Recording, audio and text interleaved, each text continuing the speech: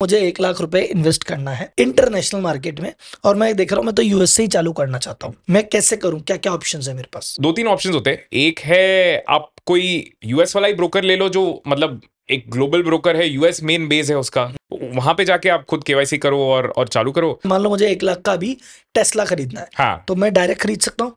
हाँ, खरीद सकते हो। प्रोज एंड कॉन्स क्या है इसके? मुझे कुछ स्कैम तो नहीं हो जाए मेरे साथ? और ज्यादा डर तो इसी बात का है कि यार मैं किसी के थ्रू करूं, जाने कौन निकले क्या निकले, how I can be sure? Advantage यही होता है कि समटाइम्स वो चीपर होते हैं फीस वाइज, क्योंकि काफी बड़े होते हैं। डिसएडवांटेज दूसरा यही होता है कि यार हमारे लिए तो इंडियन इन्वेस्टर इंडियन रेगुलेशंस के अकॉर्डिंग वो नहीं बनाया गया है, तो आप जाके वहां पे शायद मार्जिन और ऑप्शंस भी खरीद लो, वो जो एक्चुअली अलाउड नहीं है इंडिया में। तो आपको पता नहीं होगा, किसी ने बताया नहीं है, तो वो आप कर लोगे तो। और वो ट्रस्ट ऑफ कोर्स आपने मतलब सुना होगा, बट वो यहाँ आके बात नहीं कर रहा है हमारे साथ, इंडियन कस्टमर सपोर्ट नहीं है, सुबह को बात करनी होगी तो यूएस टाइम के लिए वेट करना पड़ेगा, वो सब चीजें थोड़ी बहुत हो जाती है वहाँ issues.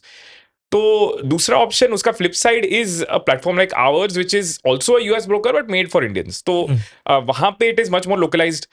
Fees wise we are relatively a little bit more expensive but very similar. तो वो एक sort of let's say disadvantage हो जाता है। तीसरा ऑप्शन है म्यूचुअल फंड के थ्रू इन्वेस्ट कर सकते हो, राइट? अच्छा, इंडियन म्यूचुअल फंड खरीद सकता हूँ जो वहां डाल रहा है, या वहां के म्यूचुअल हाँ, फंड में भी डाल सकता हूँ? दोनों कर सकते हो। वैसे इजियर ऑप्शन इज इंडिया वाला म्यूचुअल फंड है, जो रुपी में आप इनफैक्ट इन्वेस्ट करोगे, और एसआईपी आपका जो है वो चालू रख सकते हो। मैं इंडियन म्यूचुअल फंड में अगर पैसा डाला, मान लो मैंने एक इंडियन म्यूचुअल फंड है एक्स कंपनी का, मैंने उसमें 1 लाख हाँ रुपए, मैंने कहा 10,000 रुपए महीने की एसआईपी कराता हूँ, हाँ, तो वो तो म्यूचुअल फंड वहां पे म्यूचुअल फंड खरीदेगा या स्टॉक करेक्ट। खरीदेगा, ऐसा कुछ है? टिपिकली वहां एक और म्यूचुअल फंड खरीदता है, अच्छा, तो ये वो वाला म्यूचुअल फंड वहां एक म्यूचुअल फंड करेक्ट। खरीदेगा और उस म्यूचुअल फंड बाकी कंपनी खरीदेगा। हाँ तो मेरे तो चार्जेस ही बहुत सारे लग रहे हैं, मुझे ऐसा हाँ, लग रहा है। एग्जैक्टली। अच्छा, मैं चाहूँ कि यार मेरे को तो एनवीडिया लेना है, लेकिन मैं तो म्यूचुअल फंड ले रहा हूँ, उसका हाँ म्यूचुअल फंड एनवीडिया ना ले, या मुझे तो पूरे पैसे का एनवीडिया लेना है और हाँ, वो हो सकता है कि एनवीडिया मान लो 5% का ही खरीदे, तो अगर ऐसा होता है डिसएडवांटेज यही हो जाता है कि आपके पास वो ऑप्शनैलिटी नहीं है, वो फ्लेक्सिबिलिटी नहीं है कि आपको कुछ खरीदना। अगर मैं म्यूचुअल फंड में डालता हूँ तो? और इतने ऑप्शंस भी नहीं है, तो वो डायरेक्टली अगर जाते हो थ्रू अ प्लेटफॉर्म, तो वो ज्यादा वैरायटी और ज्यादा कंट्रोल मिलता है आपको। आपका एक प्लेटफॉर्म है जहाँ पे करेक्ट वो पहली वाली सर्विस मिल जाएगी, बस थोड़े ट्रस्ट के साथ। Correct, that's it. एग्जैक्टली। चलो सर, इसमें अब आपकी वाली सर्विस पे अंदर घुसते हैं और हाँ, कि मान लो मेरे को इन्वेस्ट करना है, अब प्रोसेस क्या है?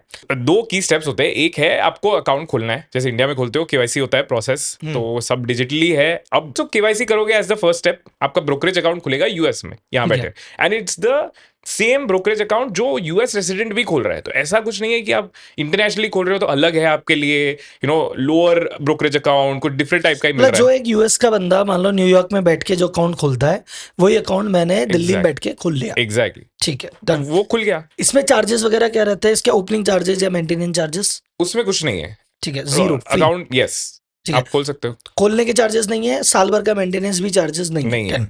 अब मैंने कहा बाय करना है तो मैं उसमें ट्रांसफर करूंगा पैसे?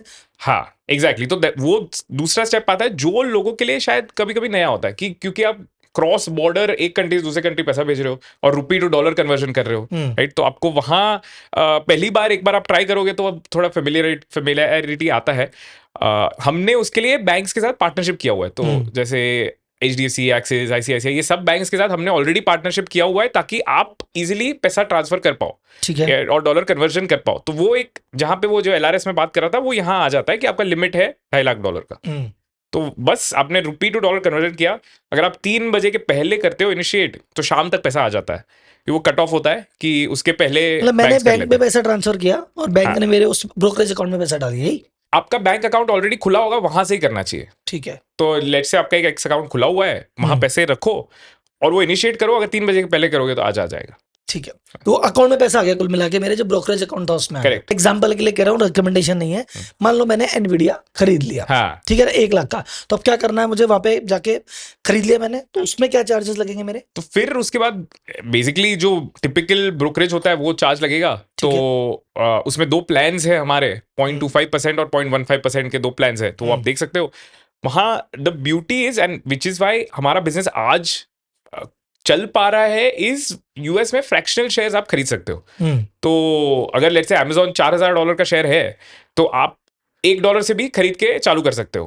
तो उस चीज, वरना हम अगर ये सेम बिजनेस 5 साल पहले भी करने की ट्राई करते तो लोग हर बार थोड़ी 4,000 का शेयर खरीदने बैठते। तो वो अब एक्सेस ओपन हो गया है काफी लोगों के लिए, तो उसकी वजह से आप आपने लेट्स से $1000 डाल दिए तो आप 10 10 कंपनी में भी डाल सकते हो और आपका पोर्टफोलियो बना सकते हो।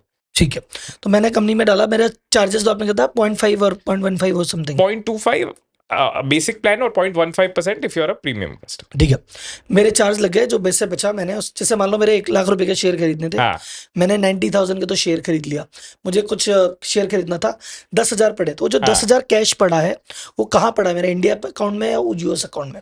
और जो शेयर पड़े हैं 90,000 के, हाँ वो कहाँ पड़े हैं, यूएस अकाउंट में पड़े हैं कि इंडिया अकाउंट में पड़े हैं? हाँ, नहीं ये सही क्वेश्चन है। तो कैश आज जो है यूएस बैंक में पड़ा रहता है, हमारा पूरा कैश जो है यूएस बैंक के साथ हम काम करते हैं। अब हम नेक्स्ट 6 months और सो में, I think may be sooner, वो कैश क्या कर रहे हैं, हम गिफ्ट सिटी में सेटअप कर रहे हैं इंडिया में। अगर लोगों मतलब ये गिफ्ट सिटी एक नया जुरिस्डिक्शन है जो इंडिया में आ रहा है, अप एंड कमिंग, और बहुत इंटरेस्टिंग है। तो वो कैश हम अब गिफ्ट सिटी में होल्ड करना चाहते हैं, तो इंडिया में ही रहेगा वो कैश टेक्निकली। हाँ, टेक्निकली आज की डेट में जो पैसा पड़ा है अभी वो वहाँ पड़ा है, यूएस बैंक 6 महीने साल भर के अंदर टारगेट है इंडिया में रहेगा।